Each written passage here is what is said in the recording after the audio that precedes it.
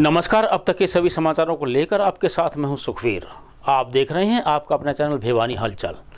सबसे पहले एक नजर आज की न्यूज हेडलाइंस पर। चुनाव प्रक्रिया में गंभीरता से करे कार्य, कहा परिषद के सीईओ अजय चोपड़ा ने। विधानसभा चुनाव को लेकर हर चौक पर पुलिस व अर्धसैनिक बल की तैनाती।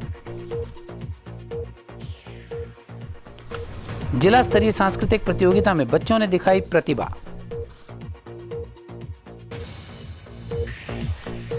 अधूरे पड़े जोहड़ों के जीर्णोद्धार का कार्य बारिश के बाद होगा पूरा। अनुसूचित जाति के लोगों ने पुलिस द्वारा कार्रवाई न करने पर किया प्रदर्शन। अब खबरें विस्तार से। भिवानी जिले में विधानसभा चुनाव को पारदर्शी और निष्पक्ष ढंग से संपन्न करवाने को लेकर पंचायत भवन में कार्यशाला का आयोजन किया गया। कार्यशाला में जिला परिषद के सीईओ अजय चोपड़ा ने चुनाव प्रक्रिया में गठित एसएसटी, वीएसटी व एफएसटी टीमों के सदस्यों को आवश्यक दिशा निर्देश दिए। उन्होंने चुनाव ड्यूटी में नियुक्त होने वाले अधिकारियों व कर्मचारियों से कहा कि वे आदर्श आचार संहिता की पालना करते हुए ड्यूटी के प्रति किसी भी प्रकार की लापरवाही ना करें। वहीं उन्होंने जिला प्रशासन व चुनाव विभाग के द्वारा गठित फ्लाइंग स्क्वाड व अन्य टीमों की विस्तार से जानकारी प्रदान की। विधानसभा चुनाव को पारदर्शी व निष्पक्ष ढंग से संपन्न करवाने को लेकर पंचायत भवन में आयोजित कार्यशाला में परिषद के सीईओ अजय चोपड़ा ने निर्देश देते हुए कहा कि एसएसटी, एफएसटी व वीएसटी से जुड़े सभी अधिकारी विधानसभा आम चुनाव 2024 की चुनावी प्रक्रिया के दौरान पुलिस विभाग की टीमों के साथ बेहतर तालमेल करके अपना कार्य करें।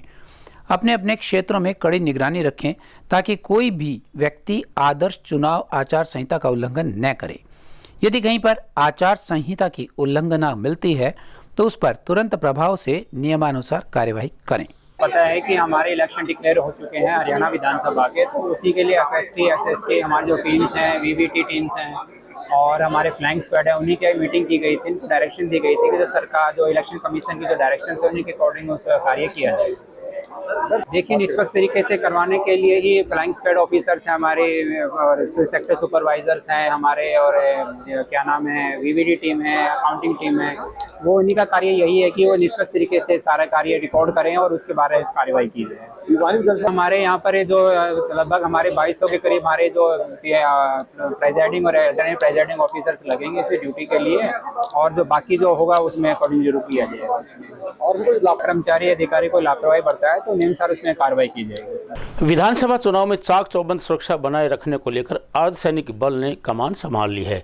भिवानी पुलिस विभाग व अर्धसैनिक बल की एक टुकड़ी ने शांतिपूर्ण व निष्पक्ष रूप से चुनाव करवाने के लिए जनता से सहयोग की अपील की है। पुलिस व अर्धसैनिक बल अधिकारियों ने कहा कि उनका उद्देश्य सुरक्षात्मक व शांतिपूर्ण ढंग से निष्पक्ष चुनाव करवाना है ताकि प्रत्येक व्यक्ति निर्भय होकर अपने मत का प्रयोग कर सके। चुनाव को निष्पक्ष व भय रहित करवाने के लिए पुलिस अधिकारियों के नेतृत्व में पुलिस टीम की टुकड़ी व अर्धसैनिक बल ने आम नागरिकों को शांतिपूर्ण, निष्पक्ष व स्वतंत्र रूप से चुनाव प्रक्रिया में पुलिस का सहयोग करने की अपील की गई। सिटी थाना एसएचओ ने बताया कि प्रदेश में विधानसभा चुनाव होने निश्चित हुए हैं, जिसके संबंध में चुनाव की घोषणा के उपरांत हरियाणा निर्वाचन आयोग द्वारा प्रदेश में आदर्श आचार संहिता लागू कर दी गई है। चेकिंग अभियान में आम जन में सुरक्षा की भावना पैदा करना है ताकि वे निर्भय होकर अपना मतदान कर सकें। पुलिस ने लोगों को बिना किसी डर भय के चुनाव प्रक्रिया में भाग लेने के लिए प्रेरित किया। आम जन से यह भी अपील की गई है कि मतदान के दौरान अगर कोई व्यक्ति उन्हें प्रभावित करे तो तुरंत उसकी सूचना पुलिस को दें ताकि ऐसे लोगों के खिलाफ कानूनी कार्रवाई की जा सके।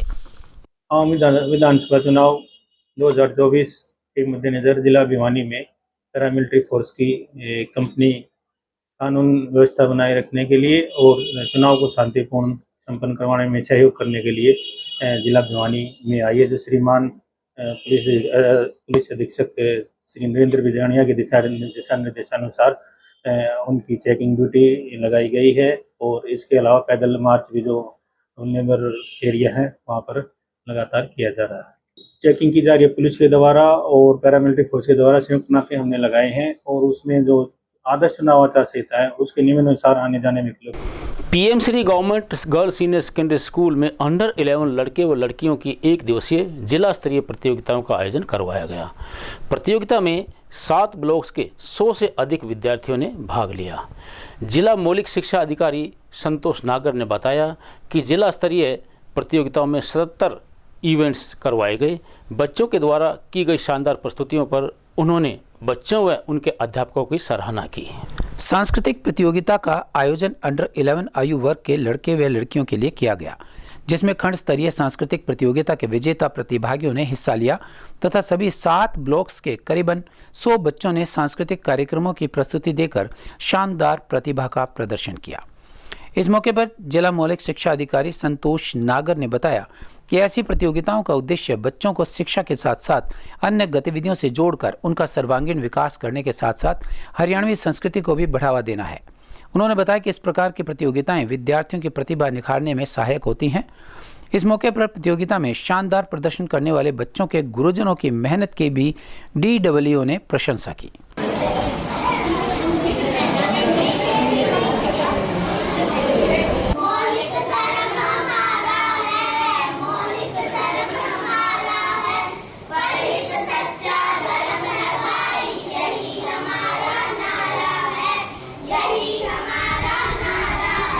आज जो है हमारे भिवानी में डिस्ट्रिक्ट लेवल का अंडर 11 सांस्कृतिक कार्यक्रम का आयोजन किया गया। खेलों के तहत खेल कैलेंडर में जो दिया गया है उसमें विभिन्न खंडों से सिवानी, लोहारू, बहल, कैरू सभी खंडों से बच्चे आए और इन्होंने पूरी हमारी हरियाणवी संस्कृति को दर्शाया नृत्य के द्वारा, रागनी के द्वारा। और बहुत बढ़िया प्रोग्राम था। जो बच्चे छोटे छोटे बच्चों में जो उत्साह है वो देखते ही बन रहा था और बच्चों ने बहुत अच्छी पेंटिंग करी, मोनो एक्टिंग करी, बहुत बढ़िया। मतलब एक तो बिल्कुल पहली कक्षा की बच्ची जिसमें पूरा सिंगल सोलो डांस में फुल कॉन्फिडेंस, बहुत बढ़िया ये प्रोग्राम था। और ये जो है पूरा जो है हमारी हरियाणवी संस्कृति के ऊपर बेस्ड प्रोग्राम था जो कि बहुत ही उत्कृष्ट था। भिवानी और बुआनीखेड़ा क्षेत्र के गाँव के 18 से अधिक प्राचीन जोहड़ों के सौंदर्यीकरण का काम लंबे अरसे से अधर में लटका हुआ है। इस कार्य को पूरा करने के लिए सरकार ने 2.5 करोड़ का बजट मंजूर कर दिया है। इस बारे में पंचायती राज विभाग अधिकारी ने बताया कि जिले में विभाग द्वारा 78 प्राचीन तालाबों का सौंदर्यीकरण का कार्य शुरू करवाया गया था, लेकिन बजट राशि खत्म होने के कारण इसे बंद कर दिया गया था। अब बरसात के मौसम के बाद फिर से जोहड़ों के विकास का कार्य शुरू कर दिया जाएगा। भिवानी जिले में पंचायती राज विभाग की तरफ से 78 प्राचीन तालाबों के सौंदर्यीकरण का कार्य शुरू हुआ है। यह कार्य शुरू करवाकर उनकी साफ सफाई और मिट्टी छटाई का काम भी करवाया जाएगा, लेकिन कई जोहड़ों में अधूरे कार्य की वजह से हालात पहले से भी ज़्यादा खराब हो गए। पंचायती राज विभाग ने अधूरे कार्यों को पूरा करने के लिए सरकार से बजट की मांग की थी। भिवानी और बुआनीखेड़ा क्षेत्र के करीबन 18 से अधिक जोहड़ों के अधूरे कार्यों को पूरा कराने के लिए 2.5 करोड़ का बजट मिला है। इसके अलावा तोशाम, बहल, लोहारू, सिवानी, कैरू व अन्य खंडों के लिए बजट आना अभी बाकी है। पूरे जिला भिवानी में 78 पौंड अथॉरिटी द्वारा सैंक्शन है और करीब सप्ताह पहले हमारे पास 2.5 करोड़ के आसपास बजट जो रिलीज़ हुआ है और जो हमारी पेंडिंग पुरानी पेमेंट थी वो हम एक एक करके रिलीज़ कर रहे हैं। और जैसे ही बारिश रुकेगी और मौसम साफ़ होगा हम इनका जीर्णोद्धार जो कुछ दिनों के रुक गया था बारिश की वजह से वो हम पूरा करवाएंगे। जीर्णोद्धार में हम इसकी जो साफ़ पानी है और जो गंदे पानी है, साफ़ पानी में इसकी स्लज निकालेंगे, पानी निकाल के स्लज निकालेंगे और उसकी बरम बनाएंगे। बरम के बाद हम इसके ऊपर चलने का पाथवे, वॉकवे और उसके बाद इसमें फेंसिंग और फिर कुछ थोड़े बहुत बेंच रखे जाएंगे और फिर हम इस पर लाइट लगवाएंगे ताकि ये एक पॉन्ड जो है एक एज अ टूरिज़्म या लोगों के चलने घूमने फिरने के लिए एक आकर्षण का केंद्र बने। आजकल हमारी सरकार ने जोड़ों के नवीनीकरण करने के लिए बहुत मोटा ग्रांट दिया हुआ है। हमारे गांव रिवाड़ीखेड़ा में भी इसका काम चल रहा है और ये स्थल आने वाले समय में बच्चे बूढ़ों के लिए पर्यटक स्थल बन जाएगा। इसमें लाइटें लगेंगी, इसमें कुर्सी लगेंगी और यहाँ सैर सपाटे के लिए लोग आएंगे। चारों तरफ पगडंडी बनेगी। चारों तरफ पगडंडी बनने के बाद में लोग वहाँ घूमेंगे, सैर करेंगे, बैठेंगे और तालाबों का सौंदर्यीकरण होने के बाद में गांव में एक सुंदरता की झलक दिखाई देगी और ये झलक हर गांव में दिखे, ऐसा सरकार का मानना है। मैं तो ये कहूँगा, अगर जोड़ पर यह सौंदर्यीकरण हो जाए तो घूमने फिरने के लिए बच्चे बूढ़ों के लिए बहुत ही उत्साहित बात होगी। अनुसूचित जाति के लोगों पर हो रहे अत्याचार व पुलिस द्वारा कार्रवाई नहीं करने से नाराज विभिन्न सामाजिक संगठनों व पीड़ित परिवारों के सदस्यों ने नेहरू पार्क में पुलिस विभाग के खिलाफ रोष प्रदर्शन किया। चमार फेडरेशन ऑफ इंडिया हरियाणा के प्रभारी एडवोकेट सुनील गोलपुरिया और भीम आर्मी के जिला प्रभारी विजय गुरावा ने सामूहिक रूप से पुलिस विभाग में लंबित मामलों पर कार्रवाई न होने को लेकर उपायुक्त के माध्यम से राज्यपाल को ज्ञापन भेजा। अनुसूचित जाति के लोगों पर हो रहे अत्याचार पर उचित कार्यवाही न करने से नाराज विभिन्न सामाजिक संगठनों व पीड़ित परिवार के सदस्यों ने नेहरू पार्क से लेकर हांसी गेट, पुराना बस स्टैंड होते हुए चिड़ियाघर रोड लघु सचिवालय तक प्रदर्शन किया और उपायुक्त के माध्यम से राज्यपाल को एक मांग पत्र भेजकर सभी मामलों में उचित कार्यवाही की मांग की।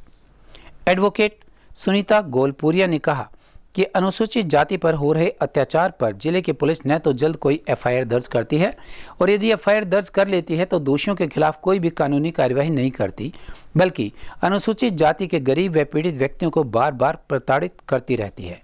सीएफआई रविदासिया के प्रदेश प्रवक्ता परमहंस चोपड़ा ने बताया कि इसके बाद एक प्रतिनिधि मंडल एसपी भिवानी से मिला और इन सभी मामलों में उचित से उचित कार्यवाही करने की मांग रखी। साथ ही साथ प्रतिनिधि मंडल ने कहा कि यदि 2 दिन में इन सभी मामलों में उचित कार्रवाई नहीं होती है तो विभिन्न सामाजिक संगठन जिला पुलिस प्रशासन के खिलाफ धरना प्रदर्शन करेंगे। पर जो आए दिन अत्याचार हो रहे हैं उन पर पुलिस प्रशासन कोई कार्रवाई नहीं कर रहा है। सबसे पहले तो पुलिस प्रशासन एफआईआर तक दर्ज नहीं करता। यदि एफआईआर दर्ज कर लेता है तो उस पर कार्रवाई नहीं करता। ढांगर गांव का मामला ले लो, उसमें पुलिस प्रशासन ने SC एक्ट लगाया भी हुआ है लेकिन उस पर भी अभी तक कोई गिरफ्तारी नहीं हुई है। 10 साल के बच्चे के साथ कुकर्म कर दिया गया। धनाना गाँव के निवासी हैं, अभी तक उसकी भी गिरफ्तारी नहीं की गई है, जबकि पोस्को एक्ट है, पोस्को में गिरफ्तारी तुरंत होती है लेकिन अभी तक कोई गिरफ्तारी नहीं की गई है। बडेसरा गांव से एक महिला गायब है, 1.5 महीना हो गया, जबकि हमने प्रदर्शन उस पर भी किया था और सीआईओ को जांच सौंपी गई थी। सीआईओ को जांच सौंपे अभी आज 20 दिन हो गए लेकिन उस महिला का कोई पता नहीं चला है। ढाड़ी माऊ का मैटर है। ढाड़ी माऊ के मैटर में एक शेड्यूल कास्ट का ही लड़का है, उसका जो है साधन को छीन लिया गया, क्या बोलते उसको, ट्रैक्टर को छीन लिया गया। और मैं ये कहना चाहता हूँ, जो पीड़ित परिवार है, जो भी बात हो रही है, अगर ये एसपी साहब और ये कानून ढंग से कार्रवाई नहीं करेंगे तो ये रोडों पे जाम भी लगेगा और जाम हर चौक से जाम शुरू होगा। फिर इनके कम से कम हजारों की आधी संख्या में यहाँ लोग बैठेंगे। आज हमने 6 मांगों को लेकर कार्यक्रम किया हुआ है, जिसके अंदर गाँव ढांगर का एक मामला है और गाँव बडेसरा का एक मामला है और एक छोटे बच्चे 10 साल के बच्चे के साथ गलत कार्य हुआ है उसका एक मामला है और और सभी गाँव डाणीमाऊ का एक मामला है जिसमें ट्रैक्टर गुम हो गया। ऐसे 6 मामले हैं हमारे पास जिनके ऊपर कार्रवाई नहीं हो रही है। तो पुलिस प्रशासन कर क्या रहा है? किसी की एफआईआर नहीं लिखी जा रही, किसी का कोई कार्य नहीं हुआ। तो अभी हमारा यही है कि अभी हम 3 दिन का टाइम देंगे उनको। 3 दिन के बाद अगर कार्य हो गया है तो ठीक है, नहीं तो हम सारा हमारा बल दिखाकर युवा सारे साथी इकट्ठे होकर हम सब एक बड़ा प्रदर्शन करेंगे। और अब एक खबर चलते चलते, भले ही राजनीतिक दलों ने अभी तक विधानसभा चुनाव के लिए अपने उम्मीदवार की घोषणा न की हो, लेकिन विभिन्न राजनीतिक दलों के टिकट के दावेदारों और उनके समर्थकों ने सोशल मीडिया पर अपना प्रचार शुरू किया हुआ है। सोशल मीडिया विशेषज्ञों के अनुसार नेताओं ने सामग्री बनाने और सोशल मीडिया प्लेटफॉर्मों पर सामग्री अपलोड करने के लिए पेशेवर सामग्री निर्माताओं और फ्रीलांसरों को काम पर रखा हुआ है। पेशेवर सामग्री निर्माताओं के प्रवेश से राजनीतिक दलों को बहुत ही कम समय में बड़ी संख्या में लोगों तक पहुंचने और अपना आधार मजबूत करने के लिए रणनीति तैयार करने में बड़ी मदद मिल रही है। अपने नेताओं के लिए अभियान चलाने के अलावा उन्हीं सोशल मीडिया पेजों का उपयोग उनके समर्थकों और सोशल मीडिया टीमों द्वारा विपक्षी दलों के नेताओं के पुराने वीडियो पोस्ट करने के लिए किया जा रहा है। विपक्षी दलों के समर्थक कमेंट सेक्शन में आपस में भिड़ भी रहे हैं। यहाँ तक कि एक दूसरे पर कटाक्ष करने के लिए वे छेड़छाड़ किए गए वीडियो का भी उपयोग कर रहे हैं। भाजपा की सोशल मीडिया टीम सरकार की उपलब्धियों और नीतियों को पोस्ट करने के लिए और सरकारी योजनाओं के संबंध में आंकड़ों, चित्रों, रीलों और सार्वजनिक प्रतिक्रिया वीडियो के माध्यम से कांग्रेस पार्टी की आलोचना करने के लिए विभिन्न पेज चला रही है, तो दूसरी तरफ कांग्रेस समर्थक हरियाणा में नॉन स्टॉप अभियान, फसलों पर एमएसपी खरीद के फैसले और अन्य सरकारी योजनाओं पर भाजपा के दावों के संबंध में सार्वजनिक प्रतिक्रियाएं और तैयार किए गए वीडियो पोस्ट कर रहे हैं। इस तरह आप जजपा और इनेलो मतदाताओं से जुड़ने, उनके संदेश प्रसारित करने और समर्थन में जुटने के लिए सोशल मीडिया पर अभियान चला रहे हैं। प्रचार के अलावा विपक्षी दलों और नेताओं का मुकाबला करने और अपनी उपस्थिति दर्ज कराने के लिए सोशल मीडिया कई नेताओं के लिए एक मजबूरी भी बन गया है। सोशल मीडिया का अत्यधिक उपयोग भी चिंता का विषय है, क्योंकि गलत सूचना तेज़ी से फैल सकती है। इसलिए पार्टियों और मतदाताओं के लिए दावों को सत्यापित करना और यह सुनिश्चित करना एक चुनौती है कि सही जानकारी पोस्ट की जा रही है। और अंत में फिर से एक नज़र आज की न्यूज़ हेडलाइंस पर। चुनाव प्रक्रिया में गंभीरता से करे कार्य, कहा परिषद के सीईओ अजय चोपड़ा ने।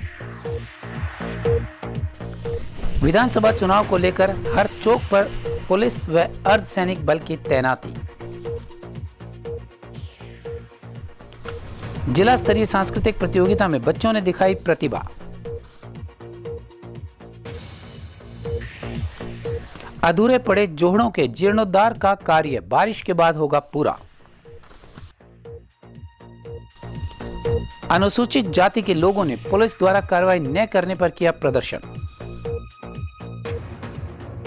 अब मुझे दीजिए इजाजत। देखते रहिए आपका अपना चैनल भिवानी हलचल।